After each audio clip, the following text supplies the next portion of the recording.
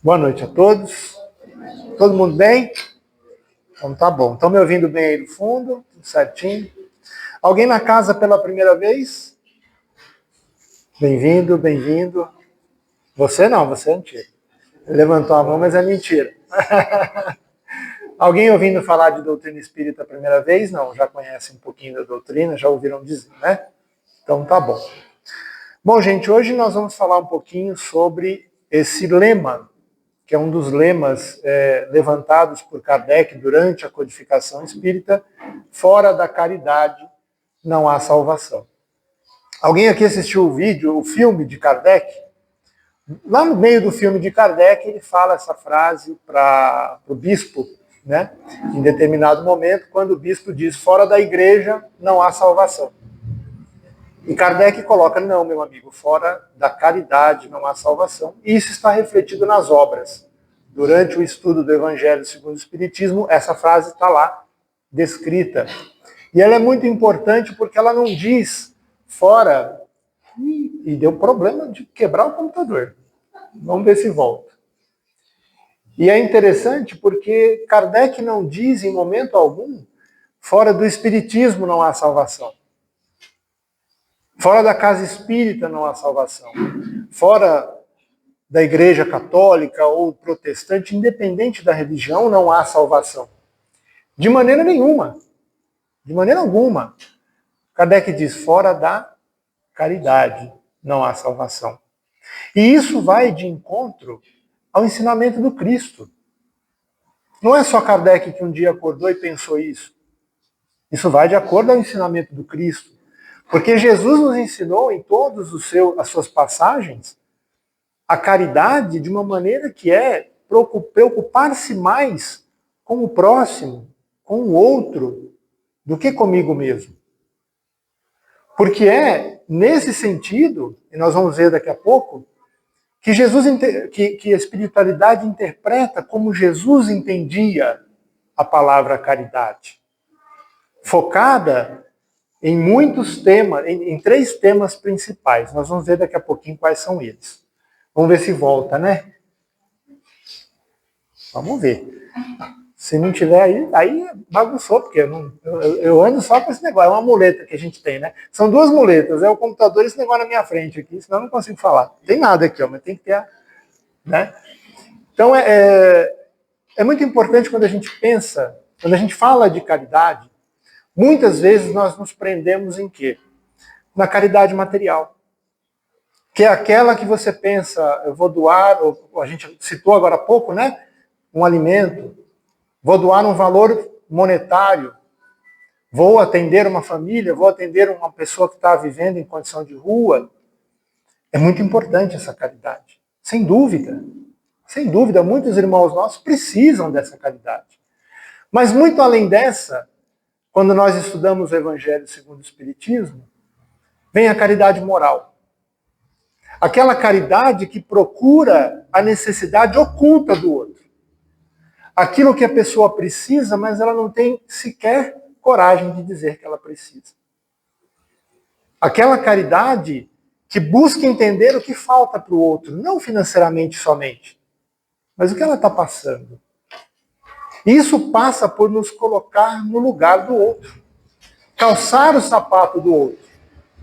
E é difícil de se identificar isso. É difícil de se olhar para o vizinho e pensar: o que será que ele precisa? E nós muitas vezes vivemos olhando somente para nós. A nossa família, o meu filho, o meu pai e a minha mãe. A gente olha para os nossos interesses pessoais.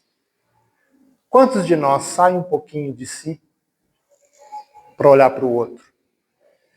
Para os pais do outro? Para os filhos do outro? Muito difícil.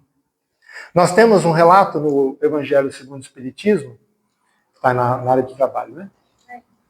No Evangelho segundo o Espiritismo, assinado por Caritas. Deve ser um pseudônimo, né?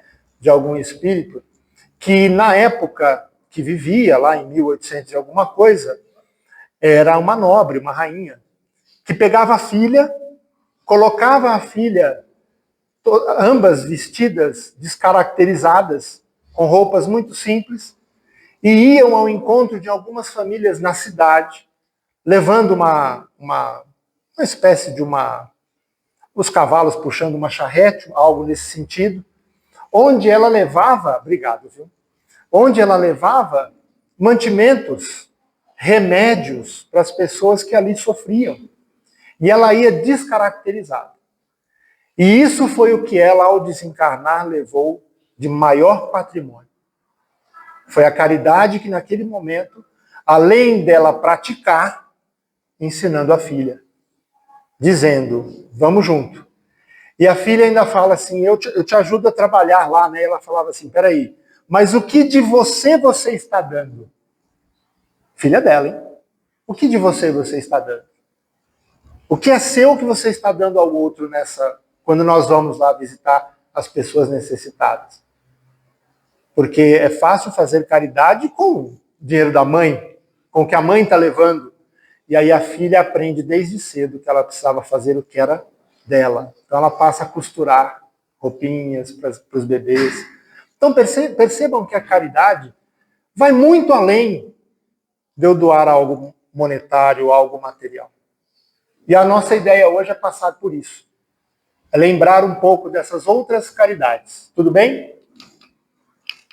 Então, aí parou de funcionar o outro aqui. Porque está aqui. Mas vai dar certo, até o final vai dar certo. Não, Edir? Então vamos lá, a base do ensinamento cristão. Então, toda a moral de Jesus se resume a duas virtudes centrais: a caridade e a humildade, que são os antônimos do orgulho e do egoísmo. Quando eu sou caridoso, eu não sou egoísta, porque eu estou dividindo aquilo que eu tenho para com o próximo. Perfeito? E quando eu sou humilde, eu não sou orgulhoso. Porque às vezes a gente tem que sair do nosso mundo, do nosso orgulho, da nossa vida comum para pensar no outro. Não é? Eu tenho que parar de pensar em mim e eu tenho que pensar no outro. Tenho que deixar um pouco o meu orgulho de lado. Certo? Para tirar de mim para o outro. Então, nós temos aqui o mandamento maior. Vamos voltar um pouquinho. Quando Jesus é questionado, né, pelos fariseus, assim, qual seria dos mandamentos, dos 10 que nós temos, né, lá na época de Moisés, qual seria o maior mandamento? E Jesus resume todo o mandamento, os 10 mandamentos, em apenas 2. Amar a Deus sobre todas as coisas e ao próximo como a si mesmo. E ele complementa, aí está toda a lei e todos os profetas.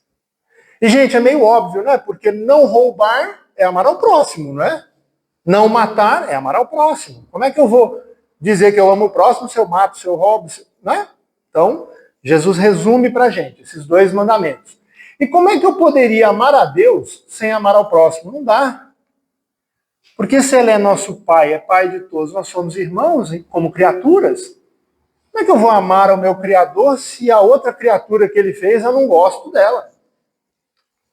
Não dá para a gente fazer as duas coisas ao mesmo tempo. Então é necessário isso. E a caridade é colocada por Jesus aqui como uma condição única para a caridade, para a felicidade. Porque quando eu sou caridoso, que eu me preocupo com o outro, eu fico feliz. Já sentiram isso? Quando você faz algo por alguém, sem esperar nada em troca, tem um sentimento de felicidade. Você se sente útil, você sente, poxa vida, eu fiz alguma coisa que presta na vida.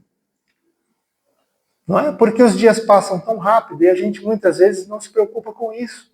Será que eu fiz alguma coisa para alguém hoje? Que vale a pena? Que seja nobre?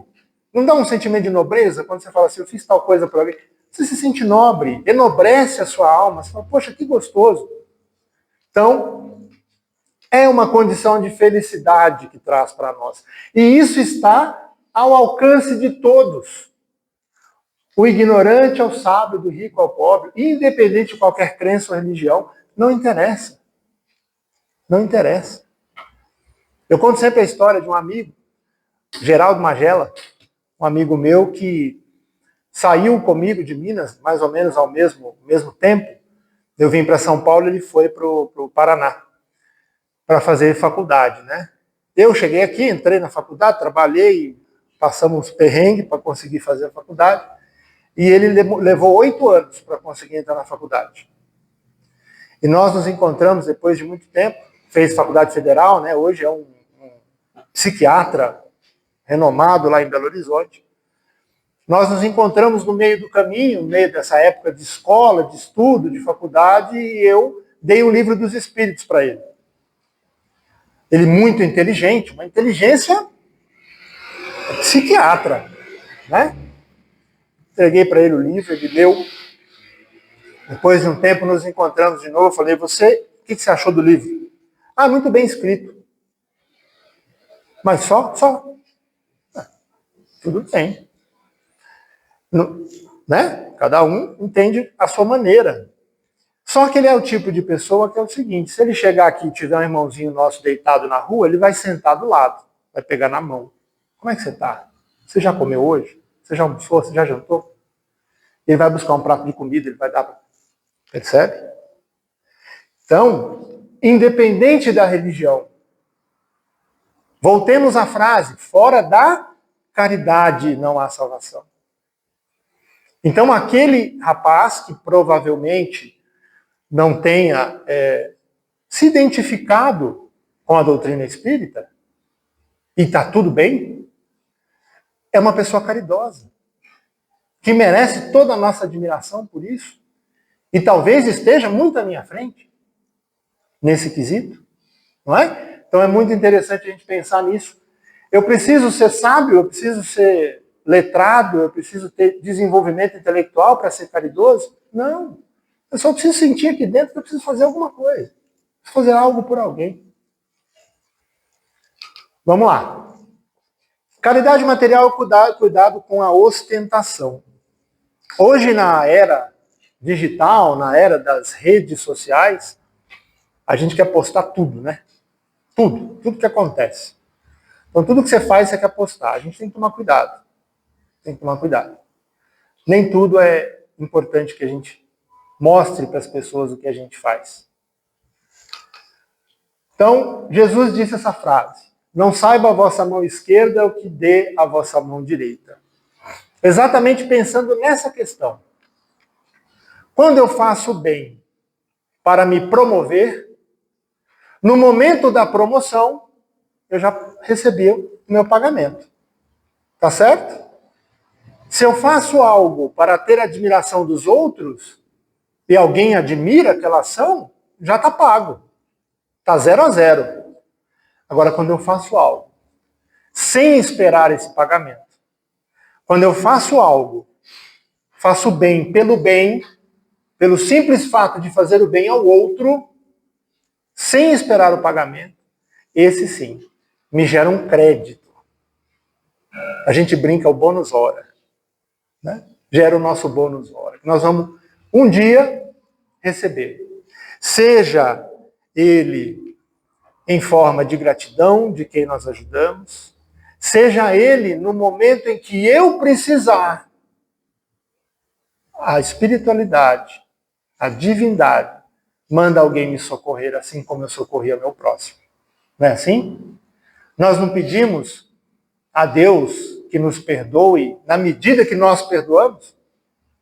Não é isso que nós pedimos na oração do Pai Nosso? É a mesma coisa. Se eu sou muitas vezes a mão que levanta, o dia que eu cair, vai ter uma mão para me ajudar a levantar. Pode ter certeza. Porque a justiça divina é perfeita. Tudo bem? Continuando. Então vamos lá. Ficou pequena a letra aqui, mas vamos lá, né? Ao falar sobre a ajuda material, o ensinamento é claro. Fazer o bem sem ostentação possui um duplo mérito, pois une a caridade material e a caridade moral verdadeira.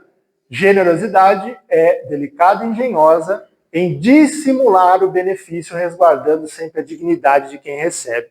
Aqui também tem esse ponto. Quando eu faço bem para alguém, eu tenho que dissimular. Às vezes eu tenho que dissimular. Eu vi um vídeo no Instagram ontem, eu achei muito engraçado. Um rapaz, um chapeuzinho de lado, assim, uma roupa simples, gravando um vídeo, ele falou assim, gente, eu sei que eu sou pobre, mas agora eu tive a prova. Eu parei o caminhão ali na frente, caminhoneiro provavelmente, peguei a marmitinha que eu tinha comido e vim jogar no lixo. Quando eu cheguei no lixo, parou um cara do meu lado, falou assim, ô, para de fuçar o lixo aí, deu R$200 para ele, eu falei, pode ir embora. Aí eu falei, esse é o atestado de pobreza. Então é importante quando nós fazemos a caridade, quando nós ajudamos, nos preocupar com isso. Como eu me sentiria se eu fosse abordado pelo outro na mesma situação que ele está? Não é? Eu sei que a pessoa precisa de alguma coisa, eu tenho que achar um meio de ajudá-la sem chegar naquela situação de ostentação. Não, eu vou resolver, eu vou te ajudar, eu vou fazer por você. Sem constranger. Exatamente. Como eu posso... Isso, assim, gente, é um exercício que a gente tem que fazer. Como eu posso ajudar aquele irmãozinho que eu sei que precisa de algo, sem constrangê-lo? Sem fazer com que ele sinta vergonha, com que ele se sinta rebaixado. É fácil? Não é.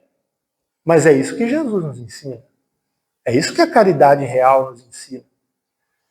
Porque eu tenho que fazer algo que o ajude, muitas vezes sem ele saber. Às vezes até sem ele saber. Não é? Eu sei que tem uma família passando dificuldade. Se eu mandar entregar uma cesta básica lá sem nome, é sem nome, não interessa quem mandou. Percebe? A pessoa vai olhar e fala, nossa. E a gente pensa assim, tomara que ela agradeça a Deus. Não a mim, porque eu, às vezes fazer isso é algo tão pequeno para nós. Dá para fazer. E às vezes para a pessoa faz uma diferença danada. Tudo bem? Então, a verdadeira beneficência, fazer o bem, evita que o auxílio se torne uma esmola humilhante. É isso que a gente está falando. Resguardar a suscetibilidade de quem recebe é, em si mesmo, um ato de profundo respeito e amor ao próximo. Tudo bem? Até porque, gente, hoje pode ser a gente que está estendendo a mão. E amanhã? E amanhã? Será que na próxima encarnação eu vou ter um caminho tão suave e tranquilo que eu tenho agora? Ou mesmo que a gente tenha passado por dificuldades, se a gente lembrar bem, sempre teve uma ajudinha. Sempre teve alguém que deu um empurrãozinho para a gente conseguir vencer. Não é importante a gente devolver essa ajuda? Não é? Então vamos seguir. A intenção vale mais que o valor. O valor da caridade não está na quantidade doada. Quem se priva do necessário para ajudar, deposita na balança divina um peso muito mais alto que o rico, que dá apenas daquilo que lhe sobra sem sacrifício. É o óbolo, né? O óbolo da viúva. Quem aqui se recorda, Jesus chega ali no... Como é que chama aquilo lá? É tipo um centro ali, né, religioso. E ele... eu esqueci o nome, não é centro, é palácio? Não. Isso aí. Ele chega lá e tem um monte de gente entregando doações. E os ricos chegavam em vários pacotes de doação e deixavam, e saía pomposo, mostrando o quanto tinha doado. E aí vem uma senhorinha, com uma moeda. Põe ali e vai embora. E aí os apóstolos, junto com Jesus, e Jesus fala, né? Que aquela ali foi a que mais doou. Porque ela deu só o que ela tinha. Ela só deu a moeda que ela tinha. A Margarete fez uma palestra maravilhosa aqui, contando o resto da história depois, naquele livro Mulheres Maravilhosas, conta o desenrolar da história. Mas ela, naquele momento, ela só tinha aquilo. E ela foi ali não com a intenção de que os outros vissem que ela estava fazendo aquela doação. Mas era do coração dela, de falar, olha, eu dou tudo que eu tenho. Né? Não é interessante a gente pensar assim? Vejamos o exemplo dos padres franciscanos, dos monges franciscanos que andavam com Francisco de Assis e que até hoje existe, né? Não sei se continua, mas ao longo do tempo o pessoal comenta muito, que esses monges franciscanos saem durante o dia para atender as pessoas, para fazer o bem. E eles nunca voltam, eles todo dia, voltam descalços. Saem com chinelo e voltam descalços. Mas por quê? Porque eles não admitiriam achar alguém descalço na rua e não dar o calçado para a pessoa. Então, se eles saem, eles voltam descalços. Porque o chinelo fica para alguém que não tem chinelo. Percebam? Então, assim, é tirar de mim para fazer algo por alguém. Não é eu pegar só aquela roupinha que ganhei uns quilos, seu Milton, é enorme. Pegar aquelas roupinhas que não servem mais e doar. É assim, eu vou comprar aqui uma camiseta nova e vou levar para alguém que precisa. Não é para mim, é para o outro. Percebe? Não é aquilo que me sobra. É aquilo que eu vou fazer direto para a pessoa. É diferente. Caridade moral. Aí é um desafio íntimo, né? Então vamos lá. A caridade moral é o que a gente falou. Ó. Nada custa materialmente, mas é a mais difícil de ser exercida. Porque a caridade moral é como se eu entregasse algo e eu me livro do problema. Não é?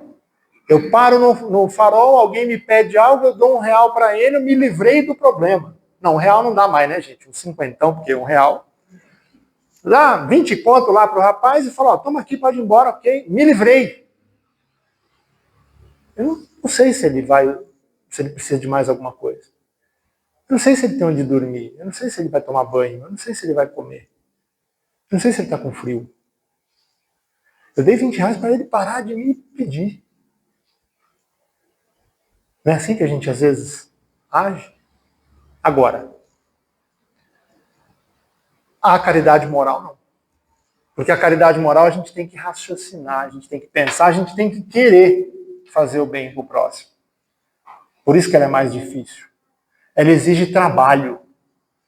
Ela exige esforço nosso. Então, alguns pontos importantes para a gente lembrar. A arte do silêncio. A arte do silêncio.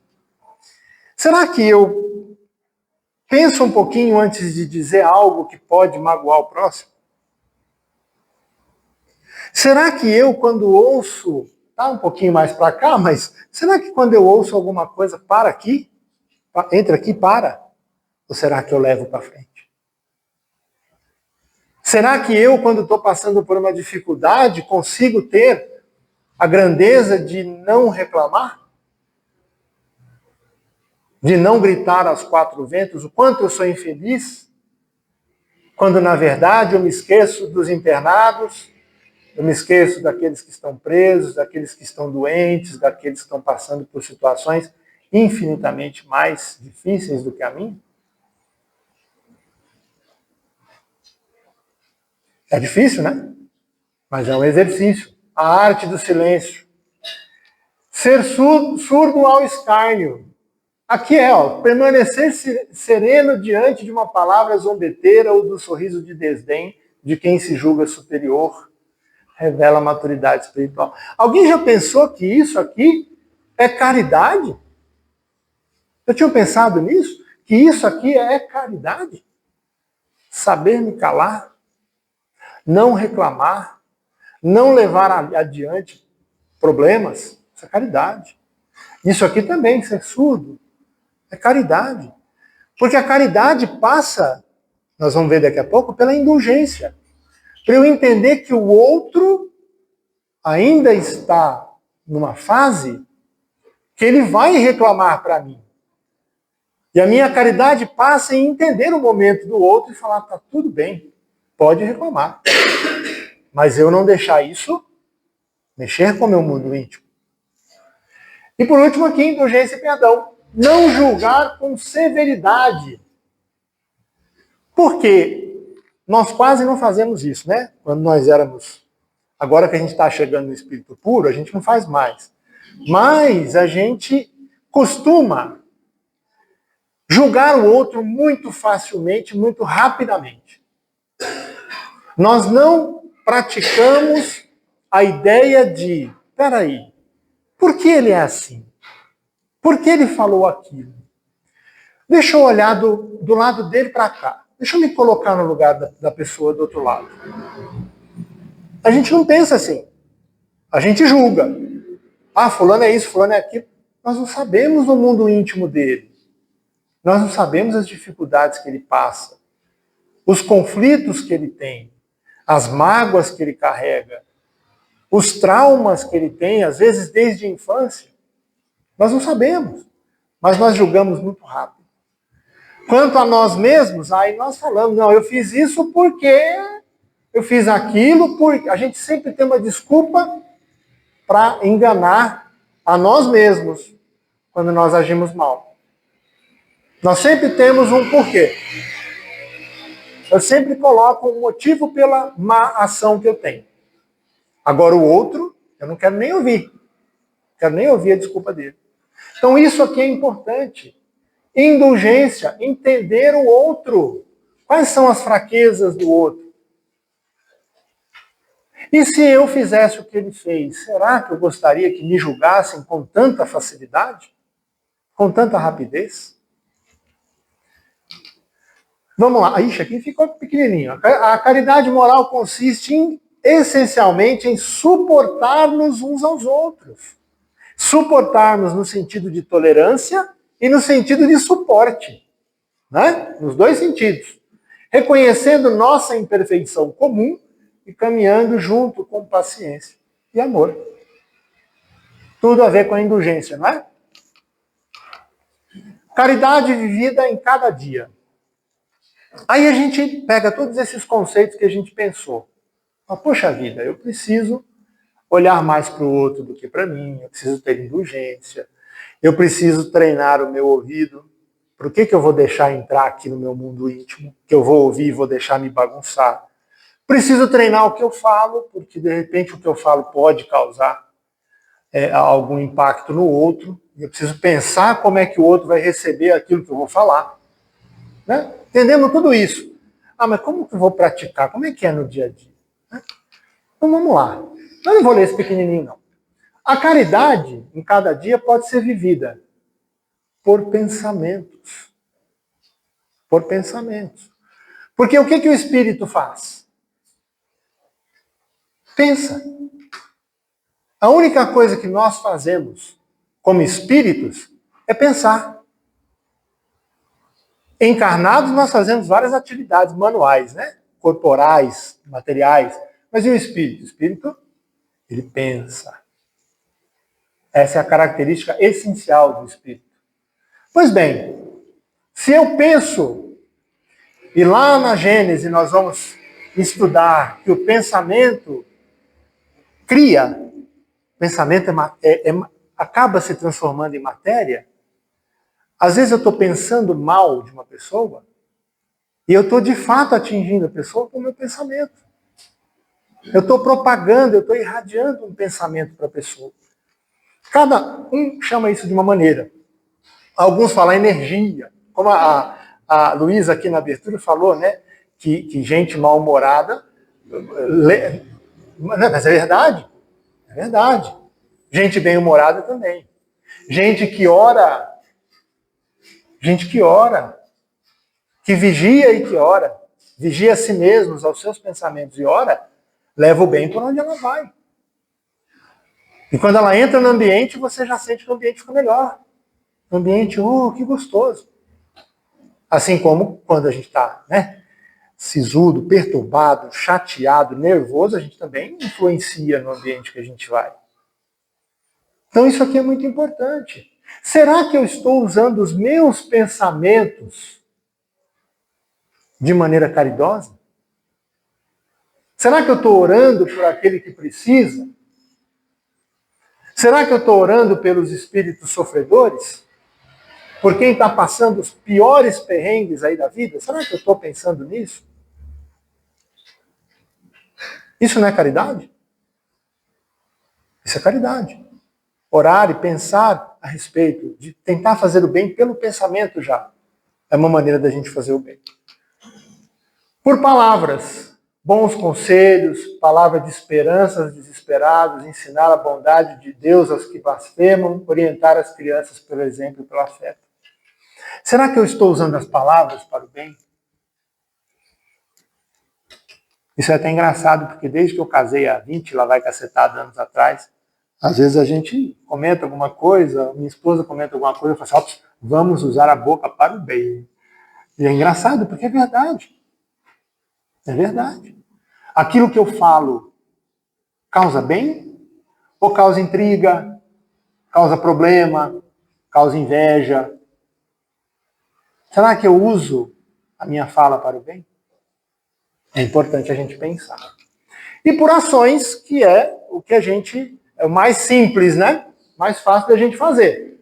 Sou leal, probo, benevolente com todas as relações sociais, buscando ativamente compreender e suavizar as dores dos outros. Minhas ações são caridosas? Então, às vezes, a gente chega aqui pensando assim, caridade é a marmitinha.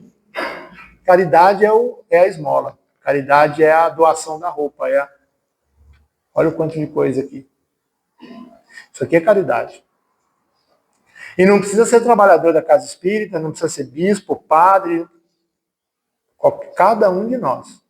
Será que nós, nessas 3 vertentes aqui, estamos pensando em ser caridosos? Importante para a gente lembrar. Né? Tendo a caridade por guia, o homem nunca se transviará. Sem ela não existe ordem social capaz de tornar os homens felizes. Sem a caridade, né? Ela é a mais pura virtude que o Criador depositou na criatura e a âncora eterna de salvação para todos os mundos. Fazer o bem para o próximo é para o resto da nossa existência, gente. Não é só nessa vida, não. Para o resto da nossa existência. Tudo bem até aqui? Vamos falar de alguns exemplos, então. Primeiro, o bispo Muriel e o incidente com o ex-presidiário. São 3 histórias reais. Aconteceu mesmo. Pois bem, lá nessa cidade, não tem aqui qual que é, né? Não. É uma cidade, se eu não me engano, na França. Um rapaz que era presidiário foi solto. Chegou o fim da pena dele, ele foi solto. Aí ele procurou um local para ficar, ele não tinha ninguém.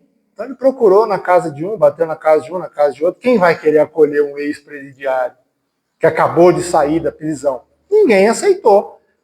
Pois aí ele foi na igreja. Lá onde tem esse bispo aí, falou assim, poxa, ninguém me acolhe, posso ficar aqui? O bispo falou, claro, fica aí, dorme aí. Ele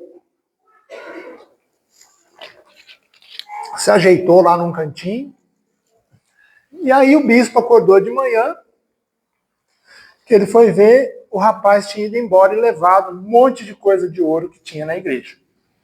Roubou um monte de coisa. Aí o bispo falou, poxa vida, né? Mas já foi, né? Daqui a pouco chega a polícia, segurando o cara pelo cangote aqui. Aqui, seu bispo, nós trouxemos ele aqui porque ele roubou tudo que tinha aqui. Aí o bispo olhou para ele e falou assim, de jeito nenhum. Pode soltar ele. Por quê? Não, eu dei para ele as coisas. Fui eu que dei. Pedi para ele levar, porque ele não tinha nada, eu dei para ele levar. Aliás, bom que você voltou. Foi lá e pegou um cálice caro. Falou, você esqueceu o cálice que eu te dei. Leva o cálice também. O cara ficou assim, né? Os policiais, solta ele, pode soltar. Quando soltaram ele, aí o bispo falou isso aqui, ó, no cantinho. Eu comprei a sua alma para Deus. Com essa atitude dele. Comprei sua alma para Deus. Não a entregue novamente ao mal. A caridade nesse caso aqui foi material? Foi ele dar aquele ouro para o rapaz? Ou foi a lição de falar, ó, agora ele jamais esperava receber um perdão desse, ao contrário. O bispo fez aquilo que Jesus nos ensinou. Se te pedir o casaco, você dá o casaco e a camiseta. Trazendo para as palavras atuais. Se pedir para andar 1000 passos, ande 2000. Não é assim? Continuando. Um menino chamado Howard Kelly. Ele vivia numa cidade pequena, vamos chamar de Sorocaba, para a referência funcionar. E ele vendia alguns produtinhos simples, produtos baratos, para pagar o estudo dele. Então ele vendia de porta em porta e tudo mais. E um dia daqueles que a gente acorda e que dá tudo errado, ele estava morrendo de fome. Passando fome mesmo. De casa em casa. E ele chegou na frente de uma casa e tocou a campainha. Foi falar dos produtos, a moça olhou para ele e falou assim, você está com fome, né? Percebeu. Ele estava meio sofridinho. Ele falou, ai moça, hoje eu estou com fome.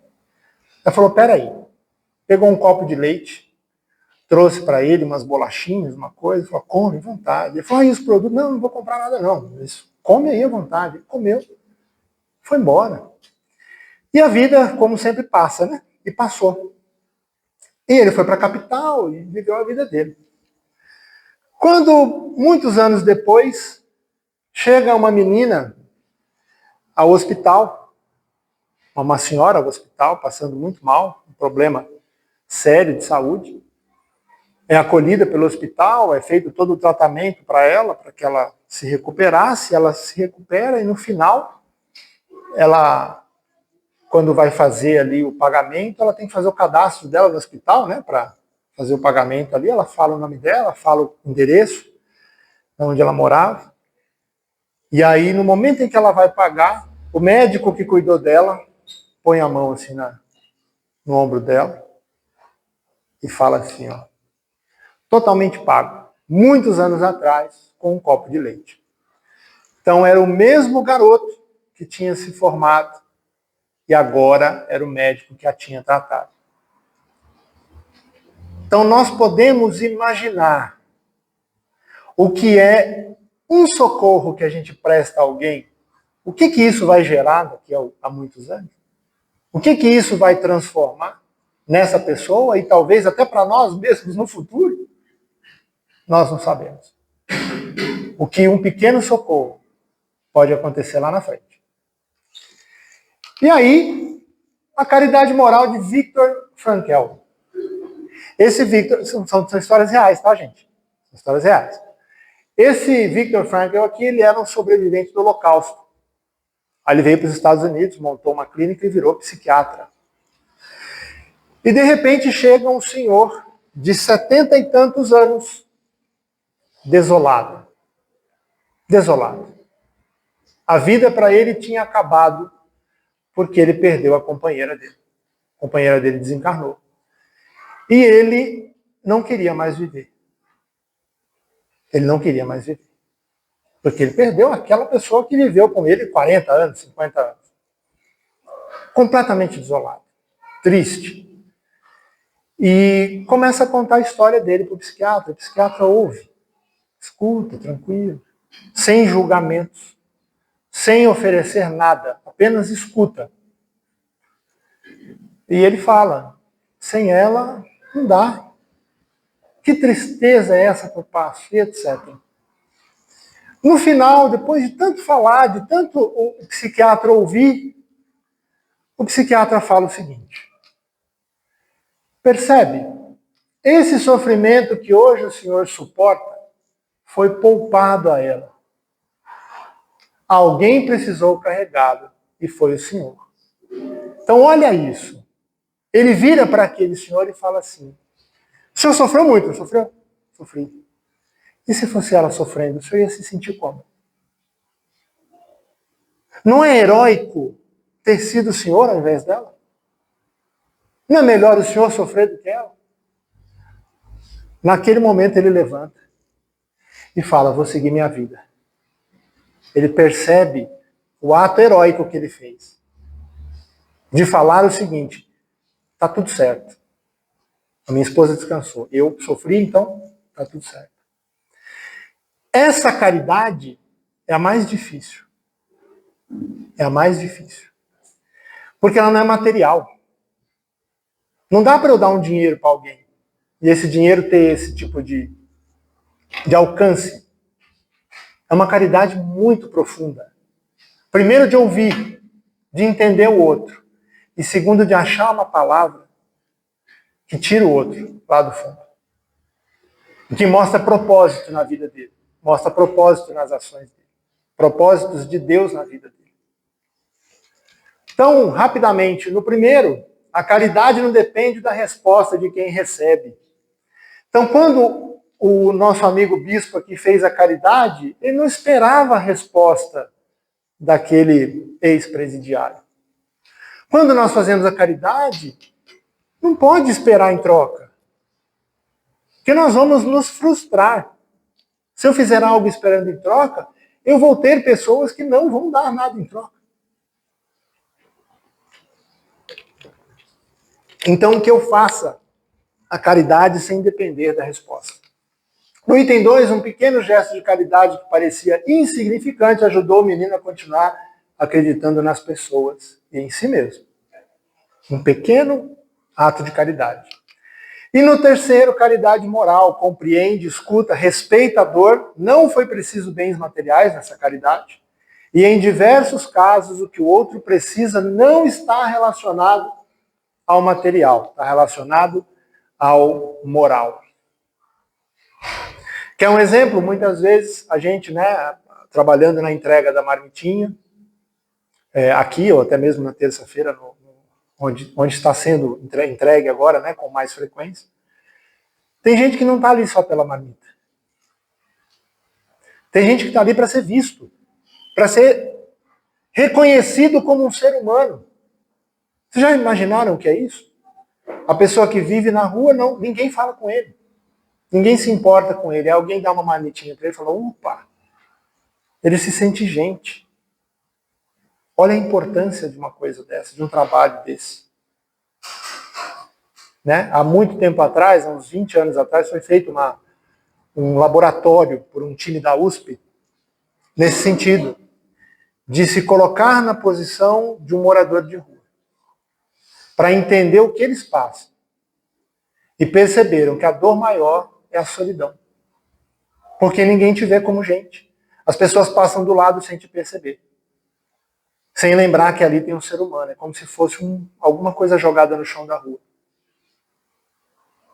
Percebem a importância da caridade moral? Não é só um alimento, mas como é que você está? Qual que é a sua história? Onde você mora? Você não tem onde morar? E a sua família? Às vezes o cara precisa de uma passagem para voltar para casa. E ele não tem coragem de pedir, ele não sabe como pedir. E às vezes uma ajuda dessa, você resolve um problemão para ele.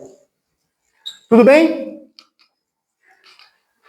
Para encerrar. Lá no Livro dos Espíritos, na questão 886, Kardec pergunta o seguinte. Para o Cristo, como Jesus entendia a caridade? Kardec faz essa pergunta para a espiritualidade maior. E eles respondem. Benevolência para com todos. Todo mundo entende o que é todos, né? Não é só os que gostam do que eu gosto, não. Não é só aquele amigo que concorda com o que eu gosto. Do outro time de futebol. A vizinha que, só dá problema. O companheiro que gosta do partido político que eu não gosto. É todos. Todos. Para com todos. Inclusive aqueles que não gostam de mim. Principalmente esses. Fazer o bem para eles. Indulgência para com as imperfeições dos outros. Isso nós já falamos um pouco. Peraí. O outro erra. Eu vou lá e reclamo. Eu vou lá e jogo ele na sarjeta. Mas quando eu erro, eu não quero que façam comigo isso, né? Então que eu aprenda a ter indulgência com as imperfeições dos outros. Olhar para o outro e pensar, se eu estivesse no lugar dele fazendo uma bobagem que ele está fazendo, como é que eu gostaria de ser tratado? Será que eu gostaria que me julgassem dessa maneira? E por último, perdão das ofensas. Esse é o mais fácil, né? Não, não é não. Perdoar as ofensas é muito difícil. Não é? Mas tem uma frase do Chico que eu acho maravilhosa, que ele diz assim: eu prefiro 1000 vezes que alguém me magoe. Por quê? Porque a mágoa estando comigo, sou eu que resolvo. Tá certo? Me magoou, eu falo, opa, é comigo. Graças a Deus, alguém me magoou. É eu que vou aprender a lidar com essa mágoa, a esquecer essa mágoa e transformar o mal no bem. Do que magoar alguém. Porque quando eu magoo alguém, está com ele. Está com ele. Não obstante, a espiritualidade explica no Livro dos Espíritos que se eu faço algo, muitas vezes até sem vontade, acabo magoando alguém, e eu peço perdão para essa pessoa, está tudo certo já. Eu já entendi que eu fiz errado, eu já pedi perdão. Se o outro não perdoa, aí está com ele. Aí o problema está com ele. Porque é ele que está carregando essa mágoa.